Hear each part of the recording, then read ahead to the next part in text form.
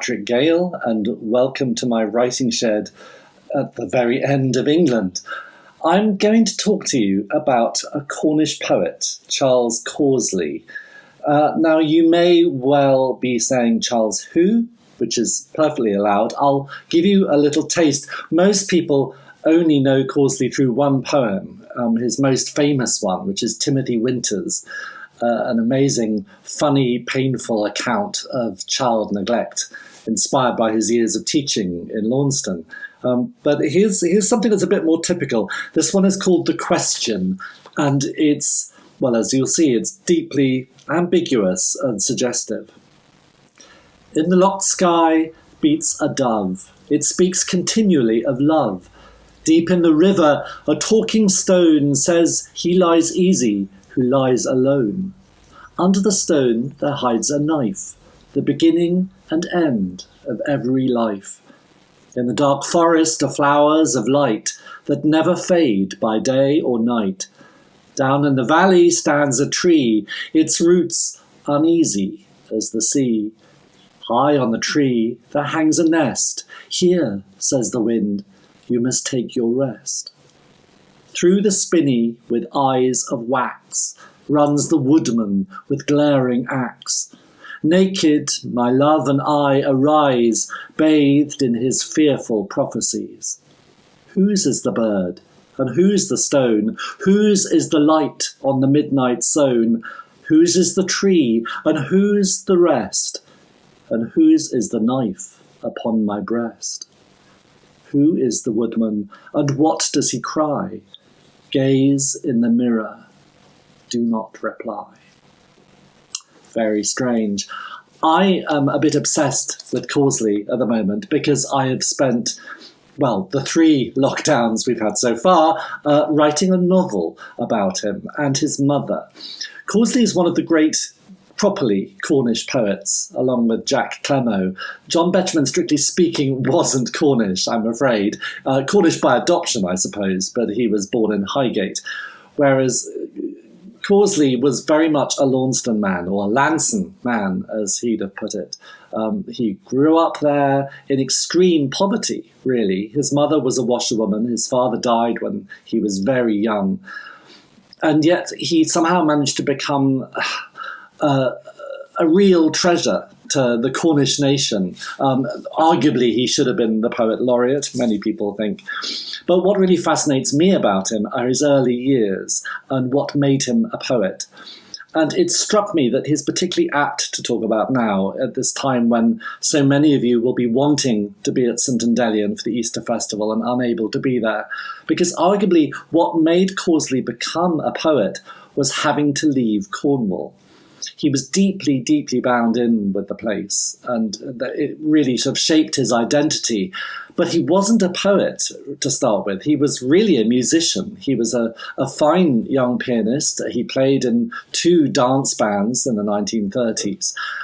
And he had started to write plays. He had 2 rather, not brilliant plays published, one actors, and he had one broadcast by the BBC, which was no mean feat for a boy who'd left school at 16.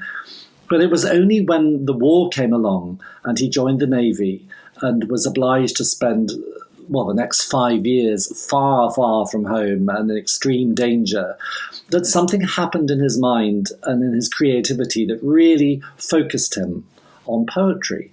One of these things was that he had to train to be a coder. This was a totally new thing, thanks to the work at Bletchley Park. The Navy, like the Army, became obsessed with secrecy and with coding, and all messages coming on and off a ship had to be put in and out of code. So it wasn't code breaking, but it required a very sharp mind. And part of me feels that this really honed Causley's poetic gift, because he admitted that he used to write poems in his head while he was working. Here's another little glimpse of his poetry from very early on. This poem really hooked my interest because he suppressed it. It was never published in his collected works. It was only appeared in a little magazine. And part of me thinks, I wonder why he suppressed it. And it clearly dates from before the war, when he was just finding his way as a writer, and it's very heavily influenced by W.H. Auden. Never take sweets from a stranger. Never take sweets from a stranger. Never take sweets from a friend. Don't go too far for a ride in a car. You never know how it will end. Don't lay your tongue on another's, nor lean on your lover's light breast. Don't eat no cooking but mother's. Daddy knows best. Never expose your nice body to the stare of the stammering sun.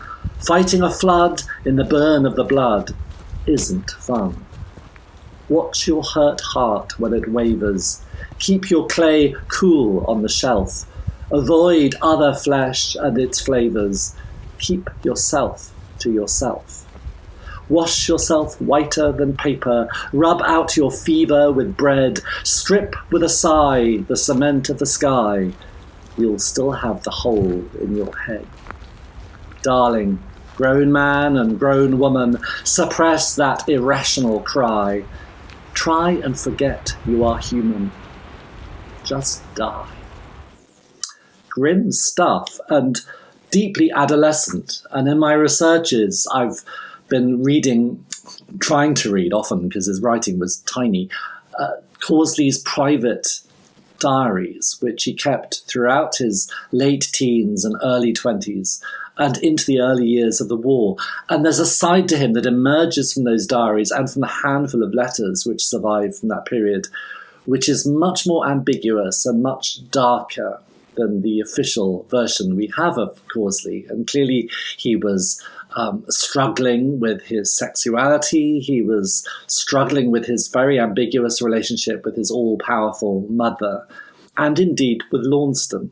But I think what's so interesting is at the end of the war, and he had a pretty horrific war in many ways, he didn't spread his wings and fly out into the wider world. I mean, a lot of men and women did. Having grown up in the deep provinces, the war set them free and showed them there were other possibilities.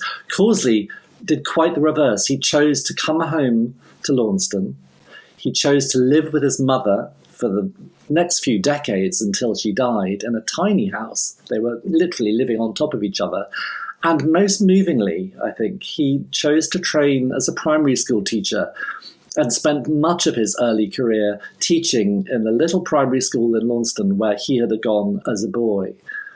So I wanted to end with another poem of his, which I think really goes to the heart of his deep, deep love for his mother, who in many ways was the love of his life, and his father, who he rather put on a pedestal because he never really knew him. So I wanted to end with a poem by Charles, which I feel really goes to the heart of his deep love for his mother, Laura, who in many ways was the love of his life, and his more complicated love for his father. I say complicated because he never really knew him. He knew him when he was a very little boy, and by then his father was already deeply ill. And in this poem, his father doesn't have TB, hasn't been shattered by his experience of the trenches, and is a man that actually Charles never really knew.